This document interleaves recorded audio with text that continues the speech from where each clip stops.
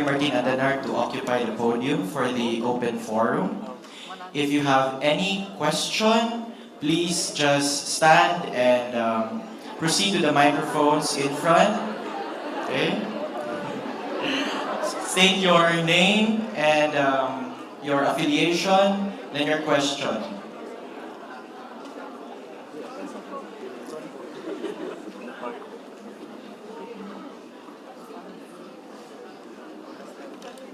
Ateneo students, university tayo.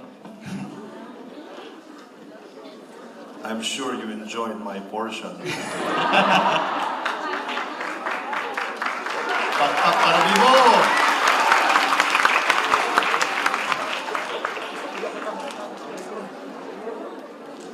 I would like to congratulate the men and women behind the documentary. Sila ni Mon Waloping, Asek Mon, who is himself an Atenean. Dali ka nag-eskwela, di ba? High school. Tapos, Ateneo di Manila. Ako nag-eskwela ko sa Xavier University, Cagayan de Oro. Ateneo di Cagayan. So, you know how it is.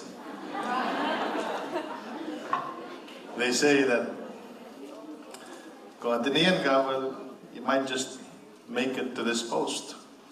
You might become a secretary one day. Ginapayas gamay ba? Pero, I'm really impressed by your theater. I am an audiophile, and I was telling Father Tabora na guwapo kayo inyong speakers, yung microphone, it's really world class. And I'm sure the Chief of Staff of the Vice President, Boyd D, would agree that this is comparable to the Kennedy School at Harvard University.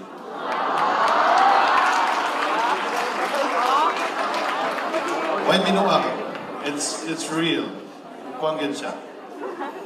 High-tech siya. As we say it in Cagayan de Oro, tsada kaayo.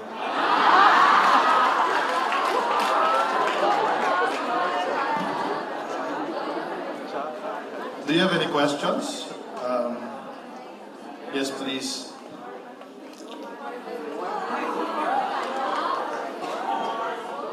I'm Marvelous Deity Camilo, the Humanities and Letters, Academics, and Social Engagement Commissioner. I have just observed that there is no Secretary for Department of Education. I want what is her plan about the K-12 or any program, or what have she done for the first 50 days? Thank you. Look, Secretary Briones was there earlier. Maybe he didn't notice lang, pero... But the K-12 program, na-explain man ni sa amo ni Secretary Briones that there's so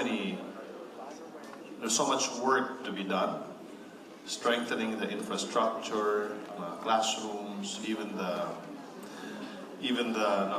curriculum mismo. So. Okay, next question. Hi, sir. Real Benedict, Ate News, official student publication of Ateneo de Davao.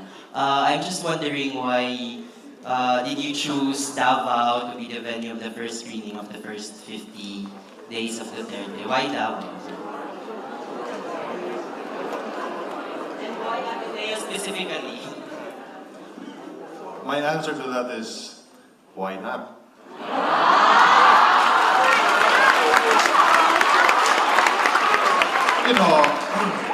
It's as simple as this. Our beautiful island, the island of Mindanao, has been long a little bit forgotten, and it's been really our complaint. We feel like we've been forsaken. for the longest time. And now that we have a president from Mindanao, from Davao, and then you have more than half of the cabinet from Mindanao, di Mindanao sa, kita sa una. Diba? It's about time that we glorify our island, and we start where the president is from, which is Davao. Okay, another question? May pangutana si Father. Father Joel muna. Okay.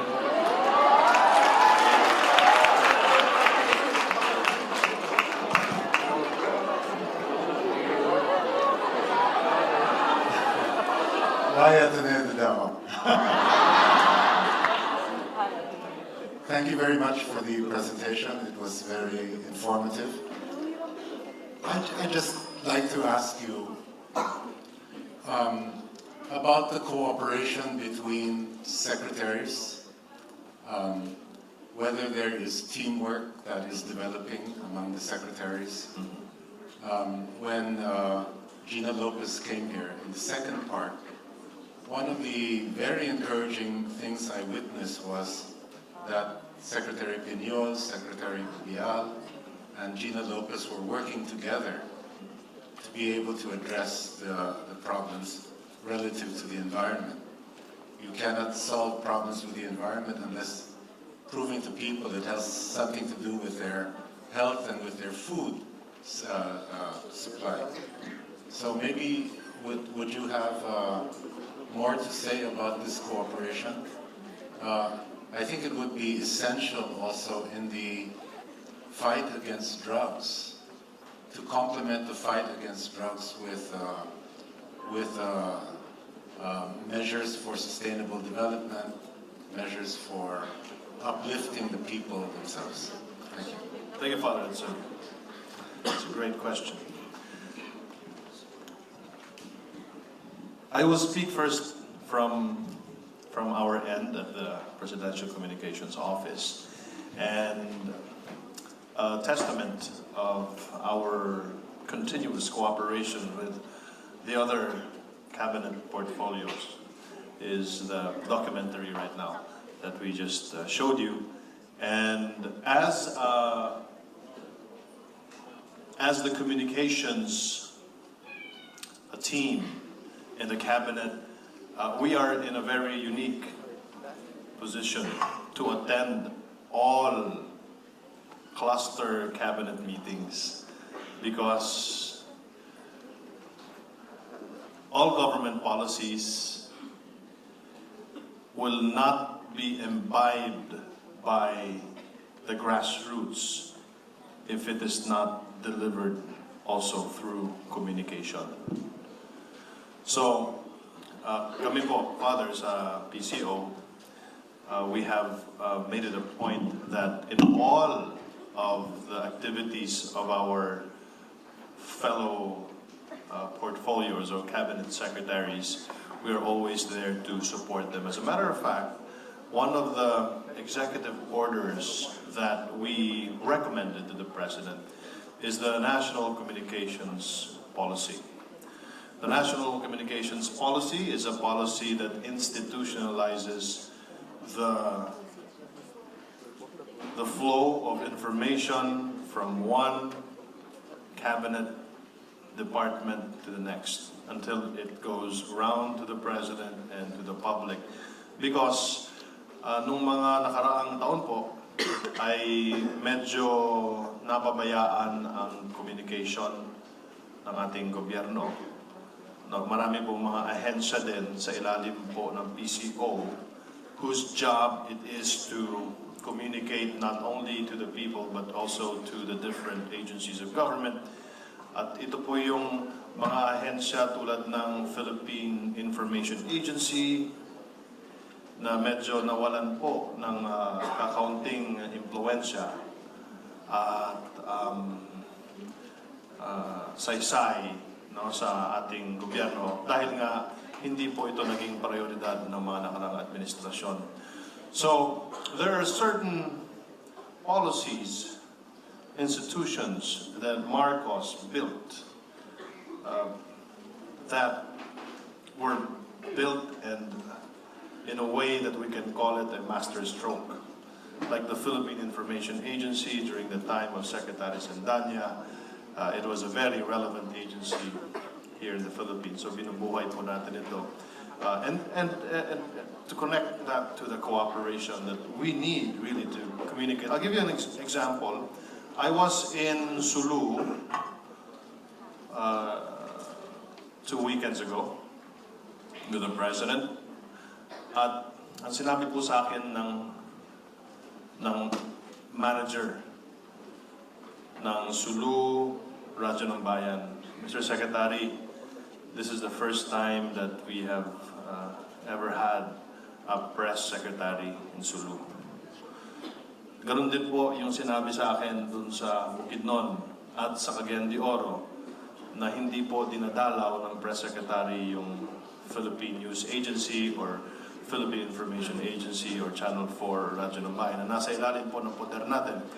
At sabi ko po sa kanila, just like as the island of Mindanao has long been forsaken, now I know that pati po pala yung mga ahensya, mga regional offices, Father, ay napabayaan po. So how can you communicate and how can you solve the problems of Maria if you don't go to Maria and ask her the problem? So pagdating po naman sa loob ng cabinet, Father, no?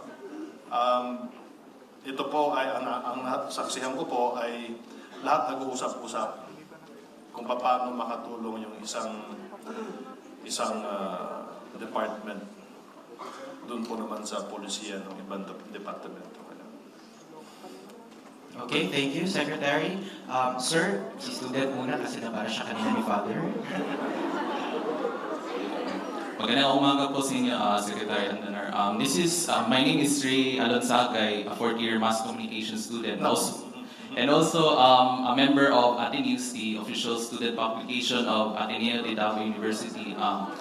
Considering that our country is on the ring of fire, which is affected by typhoons, earthquakes, and tsunamis, etc., ano po yung plano ng mga government agencies such as the Department of Science and Technology and NDRRMC in order for our country to become disaster prepared and also mas madali tayo maka-adapt ng effects ng climate change in the years to come? Thank you. Magandang tanong yan. Masasagot ko po yan. I can only speak on behalf of the department na pinapatakbo po natin. Ay nagkaroon po tayo ng panukala at binasa po ito ng ating Pangulo nung nakaraang State of the Nation Address. At yung binasa po ng Pangulo ay yung ating isinumiting panukala na magtatagpo tayo ng isang broadcast hub. At the same time, this broadcast hub is an emergency broadcast protocol of the nation. At itatayo po ito sa lugar, itong broadcast hub, sa lugar na hindi po tinatamaan ng bagyo. Ang tawag po natin dito ay Mindanao Broadcast Hub, which will be in Davao. So kahit po binabagyo yung mga kapatid natin dun sa Visayas at binabagyo po dun sa Maynila, kahit binaha po sila, ay maaari po tayong mag-broadcast at maaari po tayong makikipag-communicate sa ating mga kababayan sa pamamagitan ng Mindanao Broadcast Hub, which will become a state-of-the-art media hub in Mindanao. And for people like you who are taking up mass communication, you no longer have to go to Manila to become one of the creme de la creme newscasters. You can stay here in Davao. And to add to that, yung broadcast hub po dito sa Davao ay magkakaroon po ng 4 na studio. Yung isang studio po doon ay magiging Salam Television, the first Muslim channel in the country.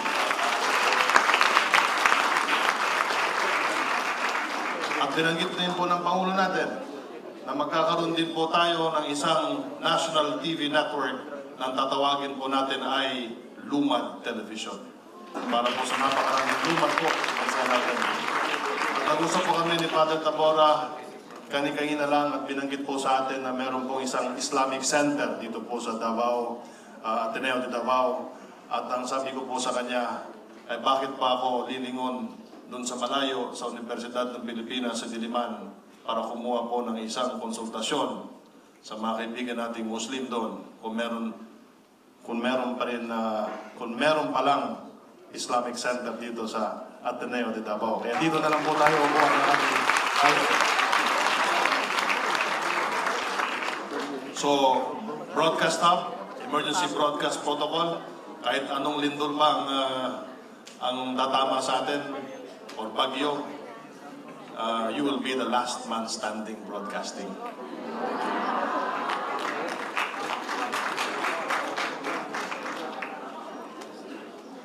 Okay.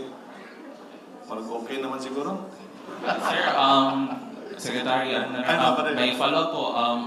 Meron po kayong timetable like kailan po ma-launch yung Mindanao broadcast? Okay, ito po yung ginagawa natin. Kahapon lang po. Ito sariwang-sariwa, kausap ko po si DBM Director Larry Dalipe at tinanong ko po siya bakit ho yung aming budget ganito lang po yung in-approve ninyo. How can we make the dream of our President possible kung bibigyan nyo lang po kami ng kapipirangkot na budget na 200 million. Kaya sabi ko, pero ang sabi niya po sa akin ay ito po ang dapat yung gawin, Mr. Andanar. Ito yung mga dapat mong gawin at ibibigay namin sa inyo yung 1.5 billion pesos na hinihingi mo. Ngayong taon na ito, huwag natin hintayin ang 2017 para masimula na at para maihabol po natin kahit paano. Kung hindi man ang TV station, kundi kahit yung programming man lang na Salam Television na may habol po natin bago po mag-ikalawang SONA ang ating Pangulo sa Hulyo sa susunod na taon. Thank you, sir. Sir in blue. Magandang umaga po. Ako po si Dan Pantoja ng Peace Builders Community. Peace building field worker po ako dun sa mga conflict areas. Natutuwa po ako nung nagkaroon ng unilateral ceasefire declaration ang ating Pangulo. Kaya lang, nag-loot. Sa ginagawa po ngayon sa GPH at NDF na usapan, iniisip na po ba ng administrasyon ngayon, lalo na komunikasyon kayo, yung ceasefire mechanism sa ground, napakahalaga po nun. Kasi kahit anong declaration natin sa taas, kapag walang mekanismo sa baba, parang siguro hindi din mangyayari.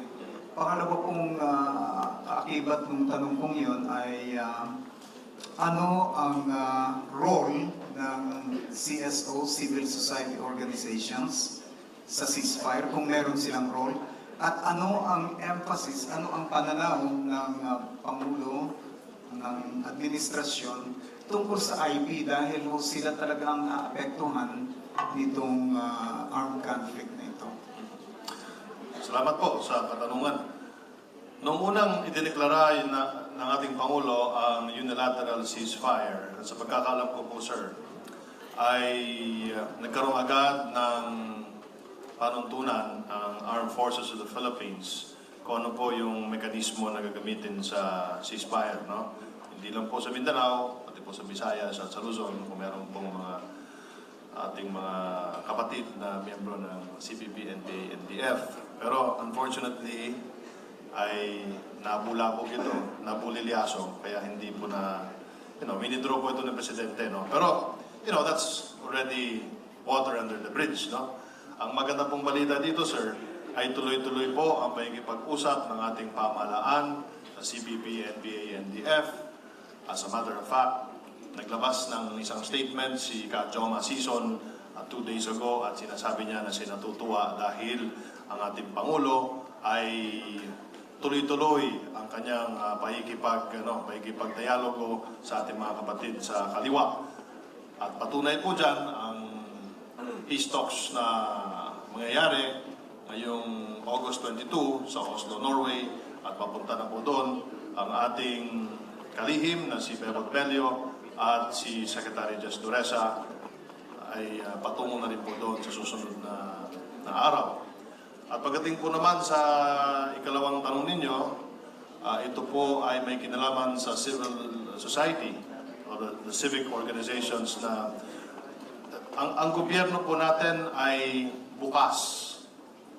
Bukas po ang pintuan ng gobyerno natin sa mga civil society organizations, civic groups para tumulong sa napaka-tagal ng problema ng ating bansa patungkol sa kapayapaan. At patunay po dyan yung social agenda po ng ating Cabinet Secretary Johnny Vasco na very inclusive at sinasama po lahat ng miyembro ng civil society. At pagdating po naman sa problema ng ating mga katutubo, ang ating IPs, ay ganoon din po.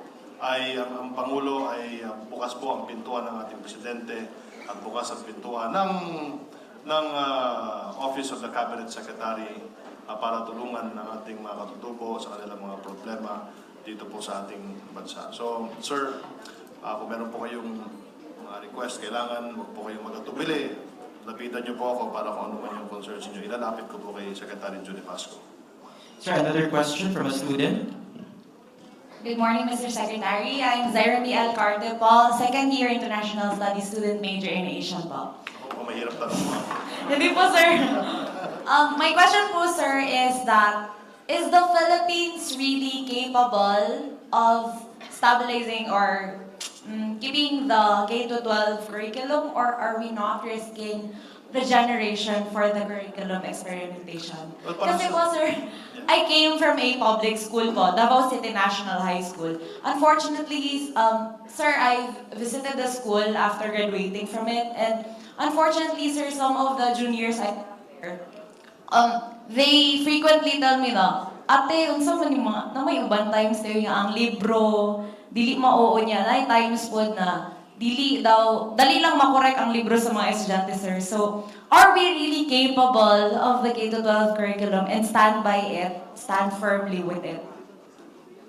Palagay ko naman, there's no turning back.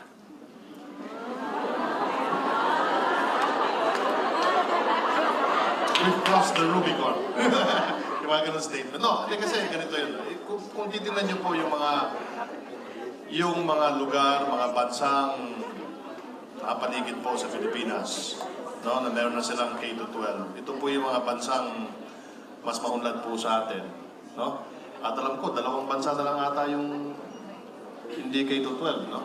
O isang bansa na lang, kasi tayo K-12 na. Kung titignan po natin, at lalo na, we have to consider that our nation is a nation that is very dependent on the revenues, the remittances of the OFWs, no? So we need to get our act together to be at par with the educational system of the other countries, no? Ang masakla po kasi, meron tayong 8 milyong OFWs at padami po yung umi-exit ng bansa natin. Darating din po yung panahon na makikita po ng ating mga counterparts sa ibang bansa na ang kanilang human capital, ang kanilang capital ay human capital din, yung mga manggagawa ay meron silang K-12. So doon pa lamang po, kung di po tayo mag K-12 ay alkansita. No. So we have no choice but to get our act together, and that is why institutions like Ateneo de Davao and other private institutions are helping and should continue helping our public education system para sa ganon ay maging handa at maging kompleto na yung K-12 educational system natin. It's going to be a long process. There's going to be a lot of bumps on the road ahead, but we must and we have to do it for us to be competitive internationally. Thank you. Murag last question na yun ni. Good morning, Secretary. Good morning, sir. My name is David Abella, third year Mass Oh, someone mo si Ernie. I wish, sir. So, question ko is, what was the process of the executive order regarding the FOI or freedom on of information? Like, how were you able to make it like to execute it as fast as can? Because of course, as a mass communication student, it's very important regarding that that order of freedom of information, because us being mass comm students, we're the watchdogs of society. We have the job of informing the people. So of course, I want to know how, like, what's the process regarding that executive order. Thank you. Well, it's a good question. Coincidentally, I was meeting with my staff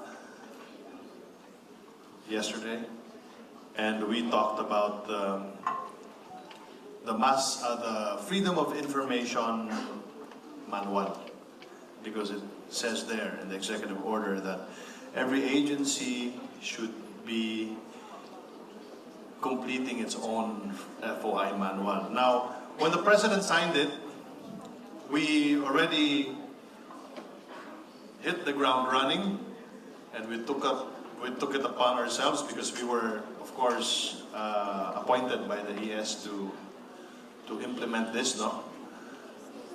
We already assembled an ad hoc committee to build the template for the Freedom of Information Manual. No, so we worked with World Bank.